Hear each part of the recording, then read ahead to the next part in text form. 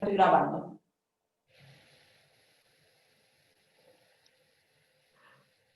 Muy bien, Listo. bueno, este es un proyecto que se inició hace casi 20 años.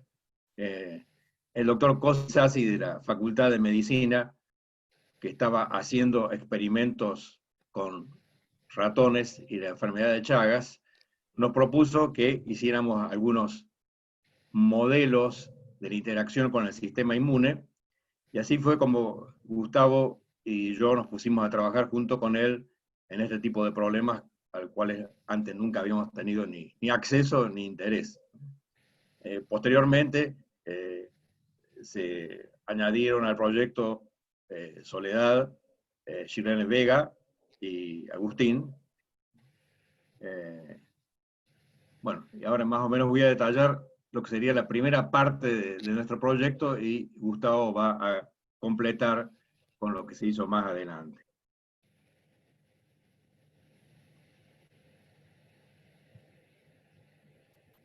Ahora la cuestión es cómo pasar de página. A ver. Bien. Primero vamos a decir rápidamente algo sobre la enfermedad de Chagas, presentar el modelo y luego discutir 3 aplicaciones simples que hicimos de nuestro modelo.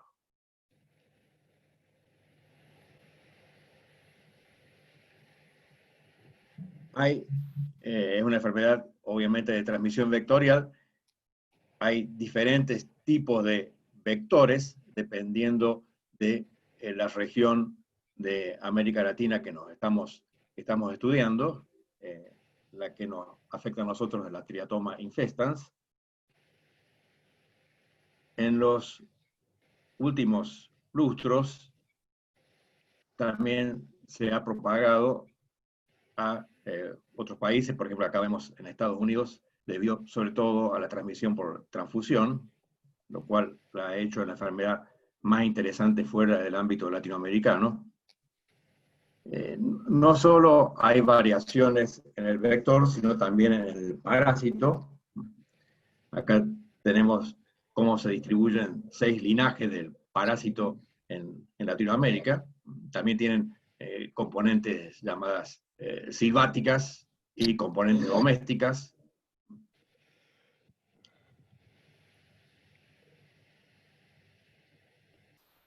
El parásito, bueno, ustedes deben saber bien que tiene 3 fases. El epipatigote es la fase adentro del vector, adentro de la pinchuca, en el caso nuestro, que cuando invade al anfitrión, adopta la forma del tripomastigote, es la fase invasiva. Aquí tenemos el tripomastigote invadiendo una célula, una foto bastante interesante me parece. Una vez que invade la célula a través de una vacuola, finalmente revienta la vacuola y queda en libertad. Y allí comienza la etapa de metamorfosis, donde se va transformando de la forma elongada en una forma mucho más compacta, la forma reproductiva, que es la mastigote. Aquí tenemos una foto de la célula llena de amastigotes que están en la fase reproductiva. Finalmente la célula revienta y se muere y libera todos estos parásitos que van nuevamente al sistema circulatorio, donde van a tratar de invadir otras células. Eso durante la etapa de la infección. Entonces, en base a esto, nosotros formulamos un modelo que, en lo que voy a decir yo, supone que la fase aguda de la infección chagásica está controlada solamente por la reacción humoral inmune. Gustavo va a explicar un poco después qué pasa cuando tenemos incluimos la reacción celular. Incluimos varias especies de anticuerpos que son capaces de mediar la destrucción del parásito. Por otro lado, los amastigotes que están adentro de las células están protegidos de la acción de los anticuerpos. Para nuestro modelo vamos a suponer que tenemos 3 tipos de poblaciones. Tenemos la N de T, que va a ser el número de tripomastigotes que circulan, R de T, el número de células infectadas, y A sub I de T, que es la población de anticuerpos de la especie I. Y va a haber condiciones iniciales, es decir, al momento de la infección, supone T igual a 0, suponemos que se introducen N sub 0 parásitos al sistema del cuerpo, y que hay en ese momento un cierto número de anticuerpos que vamos a denominar A y sub 0, que puede ser 0 o no. Bueno, vamos a tener para cada una de las 3 poblaciones una ecuación diferencial de primer orden que controla su evolución. Acá tenemos cómo varían en el tiempo el número de parásitos libres. El primer término, que hace que crezca el número de parásitos, es positivo. Tiene que ver con el número de células infectadas que se rompen, generando cada una de ellas N sub R parásitos que van al sistema circulatorio, y todo esto tiene este factor que es el factor de citotoxicidad, que nos dice cuán frecuentemente se rompen o cuándo se rompen las células infectadas. El número de parásitos puede disminuir por 2 razones. Primero porque, acá marco el último término, porque hay invasión de las células, entonces no hay más, el tripomastigote no está más suelto en el sistema circulatorio, desaparece dentro de la célula, o porque es destruido por el sistema inmune a través de la interacción con los anticuerpos. Acá, esta sumatoria tiene que ver con la que puede haber diferentes tipos de anticuerpos que estén interactuando al mismo tiempo con el parásito. El factor este de aquí, esta Xi, es la infectividad, y nos dice cuán hábil es para invadir el tripomastigote a las células. Hay una ecuación del mismo tipo para las células infectadas. El número de células infectadas aumenta porque el tripomastigote invade células, con el mismo factor Xi aquí, y disminuye porque la célula se rompe una vez que tiene suficiente número de amastigotes o de parásitos adentro, y uno puede calcular explícitamente el tiempo de duplicación de los amastigotes en términos de los otros parámetros. Aquí esta ecuación es bastante útil y supone una dinámica de replicación malthusiana adentro de la célula. Finalmente tenemos la ecuación para los anticuerpos. Los anticuerpos, acá tenemos el estado inicial, este es el número de anticuerpos al tiempo t, este es el tiempo de vida media del anticuerpo. Hay un término de generación de anticuerpos que es debido a la presencia de los parásitos que inducen la generación de anticuerpos con un factor gamma, y está un término de remoción de anticuerpos debido a que ellos se pegan a los parásitos y los destruyen, y el factor alfa es el que da cuenta de esa habilidad que tienen los anticuerpos de pegarse al parásito.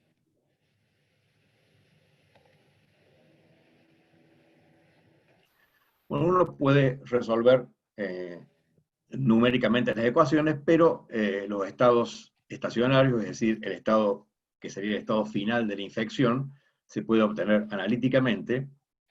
Y acá en este dibujo uno tiene en la abscisa el número de parásitos que son emitidos cuando se rompe la célula, y aquí la tasa de producción de anticuerpos en la ordenada. Y si uno hace una gráfica de este tipo, uno observa que hay básicamente 4 regiones.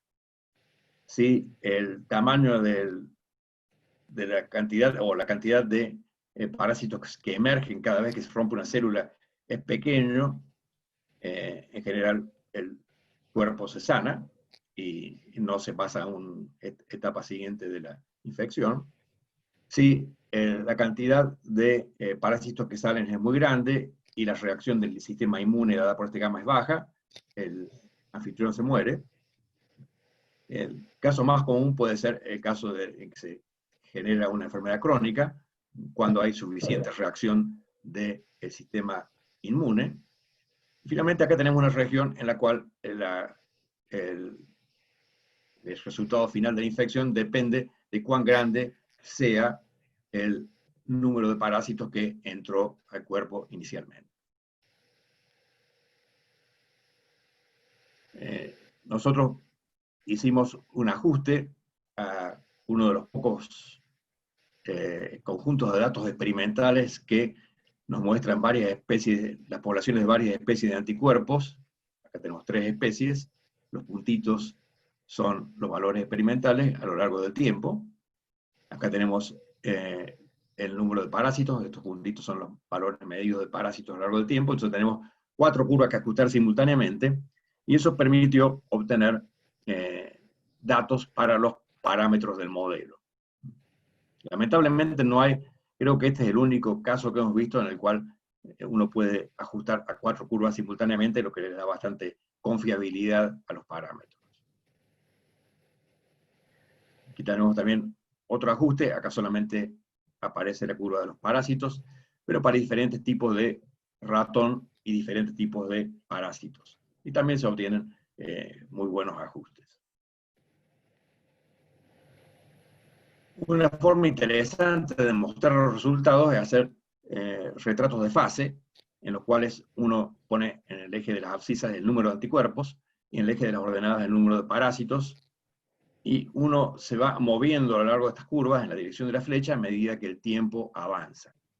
Entonces, por ejemplo, en el caso de la izquierda, aquí yo comienzo con un cierto número de parásitos y un cierto número de anticuerpos, y al principio aumentan ambos, hasta que al llegar a un cierto punto, el número de parásitos deja de aumentar, empieza a bajar, pero todavía sigue subiendo el número de anticuerpos, y luego comienza a bajar el número de parásitos cada vez más fuertemente, bajan el número de parásitos y anticuerpos, y tengo una oscilación que se va achicando hasta que uno llega a un punto en el cual uno tiene un estado crónico, en el cual hay un cierto número de anticuerpos y un cierto número de parásitos que sobreviven.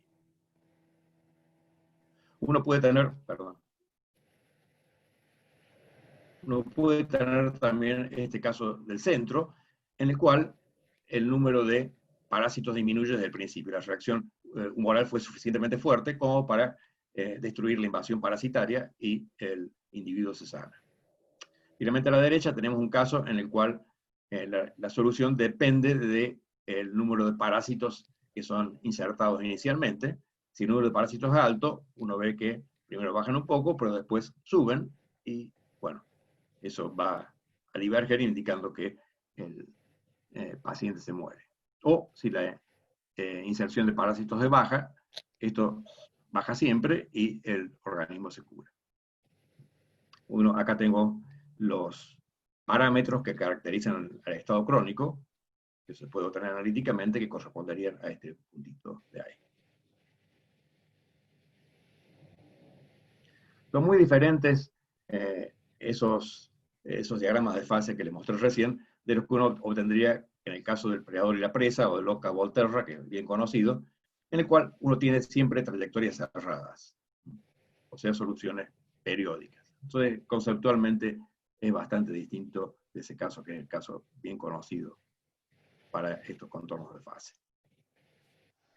Bueno, veamos ahora algunas aplicaciones que hemos hecho de modelo.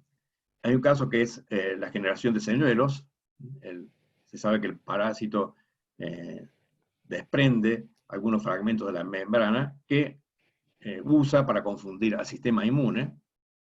Entonces uno puede modificar las ecuaciones que yo les mostré antes para incluir el hecho de que el parásito puede confundir el sistema inmune y hacerlo que se desgaste en lo que realmente no sirve para nada.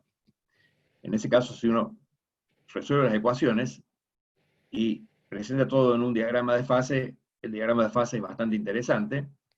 Acá suponemos que salimos con el mismo número de parásitos y el mismo número de anticuerpos inicial, Y vamos a ir variando para las diversas curvas el parámetro S gamma, que aquí llamé kappa, que es la tasa de generación de anticuerpos por el parásito. Si esa tasa es pequeña, uno sale de acá, va, da toda la vuelta y se vuelve, porque el paciente se sana. Si crece un poco más a 4.5, uno sigue esta trayectoria oscilatoria y termina en la enfermedad crónica. Si uno sigue aumentando, uno sigue esta otra trayectoria de aquí, y uno ve todas estas vueltas que da, y finalmente converge a un ciclo límite que corresponde a una variación periódica de los anticuerpos y del número de parásitos. Entonces, el paciente ni se muere ni se cura, sino que queda en ese estado de periodicidad de las poblaciones. Finalmente, si caes 12, en este caso, el sistema inmune no puede contrastarse a los parásitos y el número de parásitos crece indefinidamente, lo que implica la muerte del anfitrión. Esto muestra la utilidad de ese tipo de diagramas porque uno ve bastante claramente cuál es el destino que se le depara al anfitrión cuando uno tiene diferentes tipos de invasión. Una segunda aplicación es la llamada infección heteróloga, cuando dos tipos de linaje de parásitos pueden invadir al mismo tiempo, entonces uno tiene una infección mezclada. Entonces, para estudiar ese caso, uno hace varias suposiciones. Primero, que los miembros de una cepa no generan producción de los miembros de la otra cepa, es decir, las cepas son realmente separadas.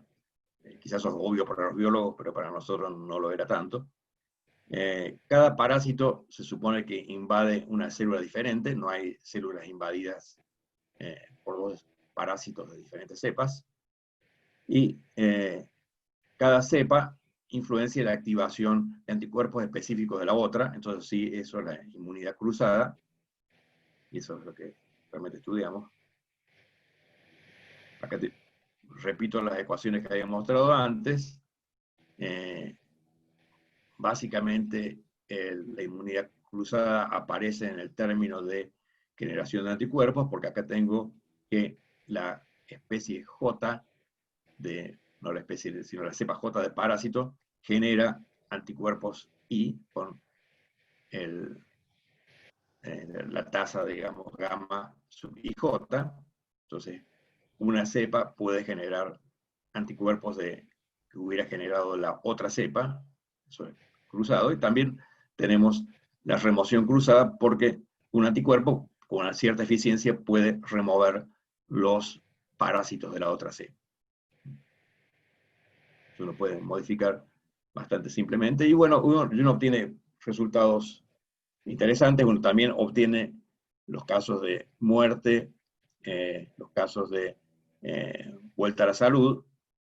Uno puede tener infección con una sola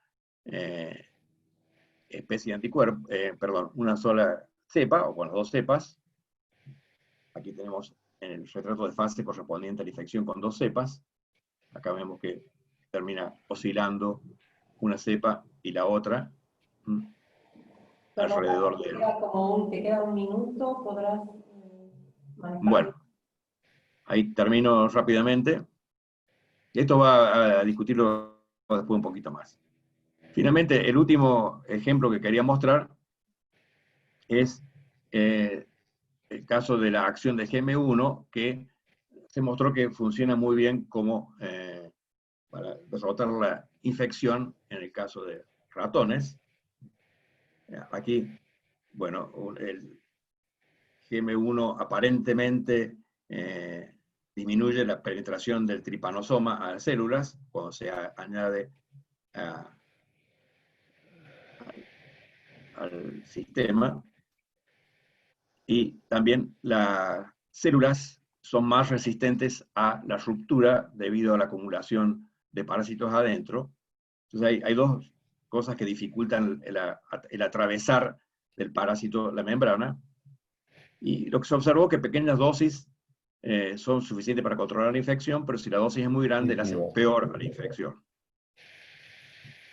Bueno, uno puede hacer una corrección relativamente simple a las ecuaciones, eso después podemos discutirlo. Y la conclusión es que uno puede muy bien representar los resultados de los experimentos. Acá los resultados de los experimentos son los puntitos. Por ejemplo, si la dosis que se aplica es pequeña, la dosis de GM1, se obtuvieron estos puntos de aquí. La ordenada es el número de parásitos y el abscisa es el tiempo. Y el ajuste es este, lo cual no es malo dada la dispersión que tienen los puntos estos. Aumentando la dosis, se ve que aumenta el número de parásitos. Si sigo acá la curva esta continua, es cuando el sistema de control sin dosis. Y finalmente, si uno aumenta más todavía la dosis, uno obtiene estos puntos de aquí, y acá se corta, porque el número de parásitos es tal que mata al anfitrión. Entonces uno puede reproducir con el modelo, entendiendo más o menos bien qué pasa, los resultados experimentales, que son medio sorprendentes porque la dosis pequeña, como les digo, cura al ratón y la dosis grande lo mata. O sea, hay una cuestión no lineal que está muy bien explicada por el modelo. Bueno, uno puede predecir el número de células para diferentes cantidades del GM1 que aplique. Uno puede predecir un rango terapéutico óptimo, o sea, cuál es la dosis que mejora al anfitrión y cuáles son las dosis que lo empeoran. Bueno, y finalmente les dejo las conclusiones aquí para que, si quieren leerlas, pero ya se me acabó el tiempo, así que terminamos aquí. Muchas gracias.